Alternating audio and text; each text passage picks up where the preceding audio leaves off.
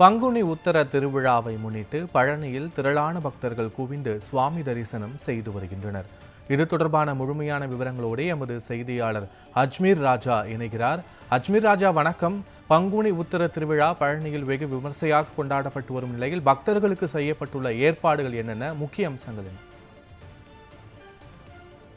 பங்குனி உத்திர திருவிழாவை முன்னிட்டு பழனியில் குவியும் பக்தர்கள்.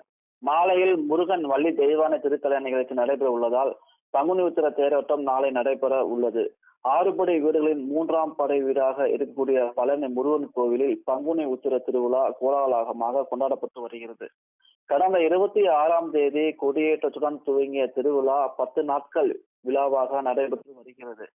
விழாவின் முக்கிய நிகழ்ச்சியான முருகன் வள்ளி தெய்வான திருக்கல்யாணம் நிகழ்ச்சி இன்று மாலை மலை அடிவாரத்தில் உள்ள திரு ஆங்கன்குடி கோயில் முன்பு நடைபெற உள்ளது. பங்குனி உத்திர திருவிழாவில் கலந்து கொள்வதற்காக தமிழகம் முழுவதும் இருந்து பக்தர்கள் பழனிக்கு வந்த வண்ணம் உள்ளனர். மலை அடிவாரத்தில் மயில் காவடி, பால் காவடி, இளநீர் காவடி உள்ளிட்ட பல்வேறு வகையான காவடிகளை சுமந்து ஆடி பாடி கிரிவலம் வந்த திருவிழாவில் கொண்டாடி வருகின்றனர். மேலும் பக்தர்கள் பலரும் ஈரோடு மாவட்டம் கொடுமுடிக்கு சென்று காவேரி ஆற்றில் இருந்து தீர்த்தம் எடுத்து வந்து முருகனுக்கு அபிஷேகம் செய்து வழிபாடு நடத்தி வருகின்றனர். பங்குனி உத்திர திருவிழாவில் முன்னிட்டு மலை கோவிலில் இன்று முதல் 3 நாட்களுக்கு கட்டண தரிசனம் கோயில் நிர்வாகம் ரத்து செய்துள்ளது. பக்தர்கள் கூட்ட நெரிசல் இல்லாமல் சாமி தரிசனம் செய்வதற்காக அனைத்து ஏற்பாடுகளையும் கோவில் இணை ஆணையர் மாரிமுத்து செய்து வருகிறார்.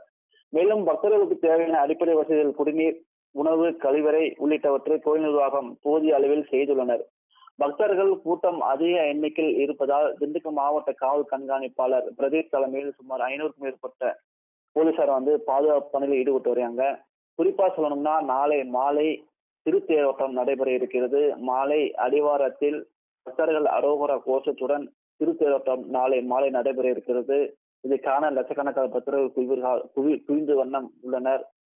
மேலும் இந்த நிகழ்ச்சியில் இறுதி நாள் 10 நாட்கள் முடிவடைந்து குடியிறக்கத்துடன் திருவிழா முடிவடையும். பத்மநாதன். காட்சிகளோடு விவரங்களுக்கு நன்றி அஜ்மீர் ராஜா.